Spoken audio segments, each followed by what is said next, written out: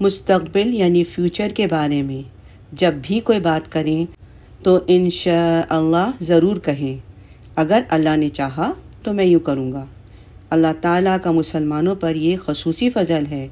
کہ انہیں اپنی معاشرتی زندگی میں، روزمرہ کے معاملات میں ایسے ایسے کلمات سکھائے ہیں کہ جن میں توحید کوٹ کوٹ کر بھری ہوئی ہے۔ مثلاً جیسے ہم کوئی خوبصورت چیز دیکھتے ہیں اور ہمارا دل خوش ہوتا ہے تو ہمیں کہنا چاہیے سبحان اللہ،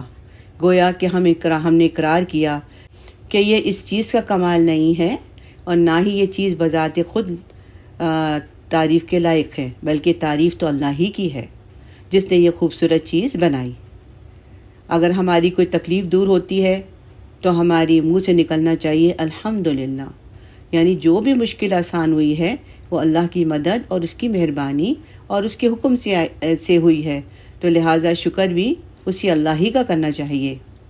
اب ہم گھر میں داخل ہوتے ہیں اور اپنے فیملی کو، اپنے اہل و عیال کو خوش و خرم دیکھتے ہیں تو ہمیں کیا کہنا چاہیے؟ ماشاء اللہ، یعنی اس میں میرا یہ کسی اور کا کوئی کمال نہیں ہے، یہ سب اللہ کی مرضی اور اس کی مشیت سے ہے۔ اسی طرح مستقبل میں کسی کام کے کرنے کے بارے میں اظہار کریں تو ساتھ ہی ہمیں کہنا چاہیے انشاءاللہ، یعنی میرا تو ارادہ یوں ہے مگر صرف میرے ارادے سے کیا ہوتا ہے، حقیقت میں کام تبھی ہوگا اور میں اسے تبھی کر پاؤں گا جب اللہ تعالیٰ کو منظور ہوگا، کیونکہ اللہ کی مشیت اور مرضی کے بغیر کچھ بھی نہیں ہو سکتا۔ گویا ان کلمات کے ذریعے قدم قدم پر اور بات بات پر ہمیں توحید کا سبق یاد دلایا جاتا ہے۔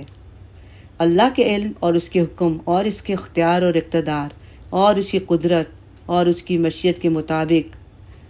اور فائق ہونے کے اقرار کی ترغیب دی جاتی ہے۔ اس میں زیادہ تر کلمات الحمدللہ، انشاءاللہ اور ماشاءاللہ کی صورت میں موجود ہیں۔